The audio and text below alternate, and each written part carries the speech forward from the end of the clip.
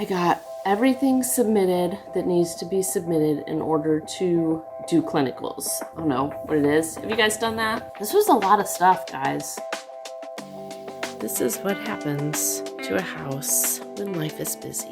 And to be honest, this is not too bad looking. So I'm going to clean this desk off and get some fresh coffee and tell you what all I had to do in order to get cleared for my clinicals. Okay, y'all. Cleaned off this desk. Look at that. That is Costco's pumpkin pie. My 11-year-old made these peanut butter kiss cookies.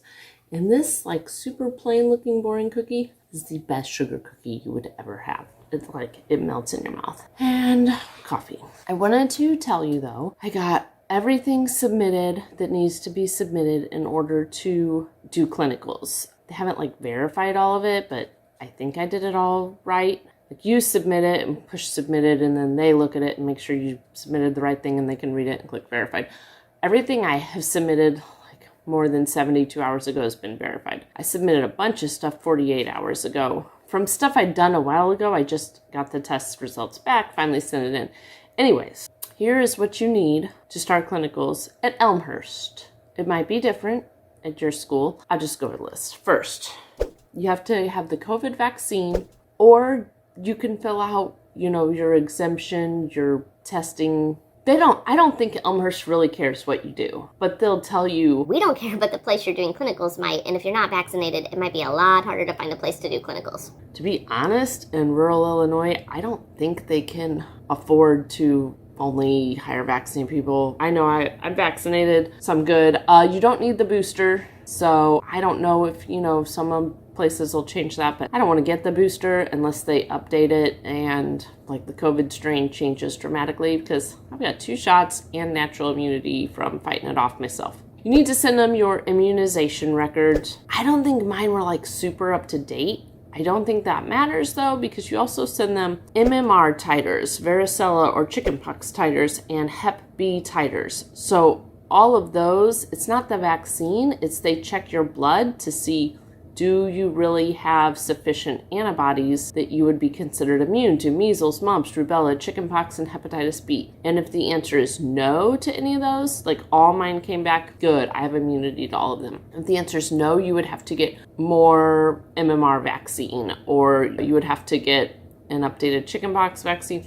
Hepatitis B, there's like 3 doses, I think they said, because my doctor or my nurse practitioner that I saw, she's like, well, you probably don't have the hepatitis B titers unless you've worked in a healthcare setting before. And I was like, I think I had to get them when I was working at a children's home, like a group home for troubled kids. I wasn't sure though. Well, this titers test showed, yes, I really did get it. Because I think it's a series of 3 shots and you have to space them apart. But I had that from a previous job. So it showed up that I had immunity to Hep B. Your DTaP? Tetanus, diphtheria, and whooping cough starts with a P. I'm gonna learn that stuff. Has to be up to date. I don't think mine was.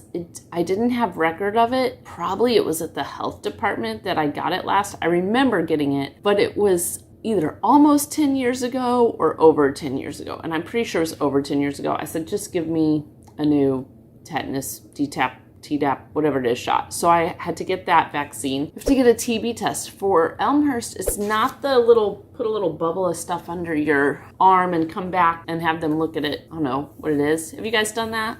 Like, I've had to do that for work before. You get they put something there, and then you come back and they look at it and say, oh yeah, you don't have tetanus. This was the quantiferon gold blood test. And man, it was, I think, $300 or $400 I paid to give them that blood. They also took blood in at least 2 vials. It was interesting. Just for this one test, they needed at least 2 different tubes of blood, which doesn't mean they had to fill them. Different tubes have different things in them. Maybe that keeps them from clotting, or I don't know what all they do. But I needed blood in at least 2 different kinds of tubes. 10-panel urine drug screen. Our doctor's office didn't have that, so I got, I think, a 13 or 14 panel drug screen. Passed it. Physical, which I think I told you guys that was a joke. Like, literally, they just wrote, Abigail Huff is healthy enough to perform clinical duties. Like, no specifics. Had no problem getting that done. Proof of health insurance, your basic life support CPR, which the BLS, basic life support CPR, that's for providers. So it's a little different than the CPR I'd had in the past. It was easy class. I mean, it's not, to me, it was easier than regular CPR because they were telling you more of the whys, and knowing the whys of why you do something helps you remember. And, you know, they assume you have enough of a medical background, you can understand the whys. So, I don't know, it was fun. Don't want to go do it again, but it's easy. I had to get on the computer, and this looked like something a workplace would have you go through like before your first day on the job. I just had to click through some training modules on HIPAA, which is Health Information Privacy Act, maybe? I don't know what it stands for. It means they're not going to share your medical information unless all these reasons why they share your medical information. OSHA, I don't know what that stands for, so I just took the training. I didn't pay too close of attention. I know that it's about protecting yourself from hazardous spills and stuff. And bloodborne pathogens, that was on like wear gloves. I had 3 training modules to click through. HIPAA, OSHA, and bloodborne pathogens, and answer little quiz questions. It was kind of interesting. Didn't pay too close of attention, obviously, but it was common sense stuff too. They told me some court cases where like things had been violated and what happened. It was interesting.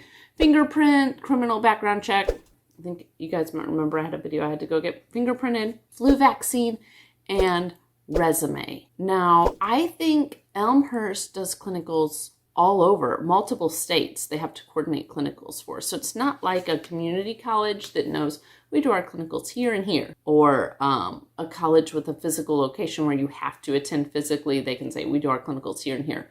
Elmhurst is online, virtual, and they try to place clinicals close to wherever someone is. So they're doing clinicals everywhere. I think they really tried to get everything that any hospital or medical facility might want for someone to do clinicals.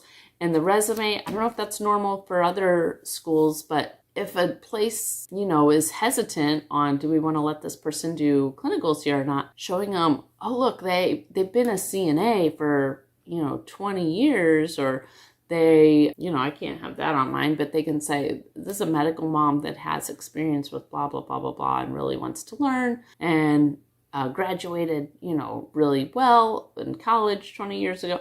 The resume might help you get a placement you wouldn't otherwise get. So that's what I needed. All of that stuff. That's not including, the classes, the equipment, but it's just the paperwork kind of stuff that you need from your doctor's office, and health insurance, CPR, bloodborne pathogens, OSHA. This was a lot of stuff, guys. And like I said, it wasn't cheap because that blood test was a lot. I don't know how much I'm going to have to pay for the other things. I don't know how much my insurance covered. Haven't got a bill yet. Got to spend money to make money.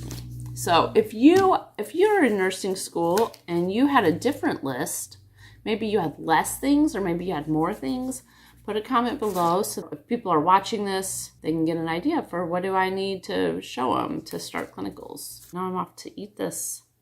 Deliciousness. Yummy. All right. Bye, guys.